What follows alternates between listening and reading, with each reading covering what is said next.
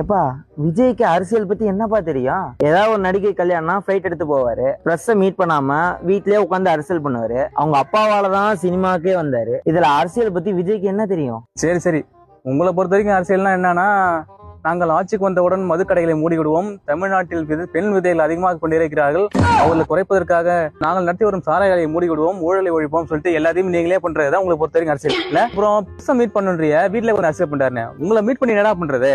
பொறுத்த வரைக்கும் என்ன பண்ணுவீங்க நீங்க? அந்த அரசியல்வாதி உங்களை பத்தி என்ன சொன்னாரு, நீங்க அவரை பத்தி என்ன சொல்றீங்க சொல்லி மாத்தி மாத்தி கோடி முட்டு சண்டை வளர்த்தீங்க. நாட்டு பிரச்சனைக்கு என்னடா குரல குத்துறீங்க? கேப்டன் உங்களை எப்படி கேவலமா தூக்கிட்டு போனாரு. அப்புறம் என்ன சொன்னீங்க, அவங்க அப்பாவோட சினிமாக்கு வந்தாருன்னு.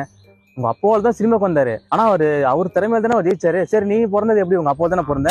நீ படிச்சது எப்படி? உங்க அப்பா தானே படிச்ச. நீ வேலைக்கு போறது எப்படி? உங்க அப்பா வாங்கி கொடுத்தாரு. எல்லாருமே உங்க அப்பாவால் தானே வருவாங்க. இதுல என்னடா இருக்கு? உங்களுக்கு என்னடா பிரச்சனை? இவ்வளவு விலைவாசி ஏறி போச்சு, காய்கறி விலை, பால் விலை எல்லாம் ஏறிட்டு இந்த ஊர்ல இருக்கவங்க பூரா அவங்க கொண்டாட்டி போல எல்லாரும் கழுவி ஊத்துறானுங்க.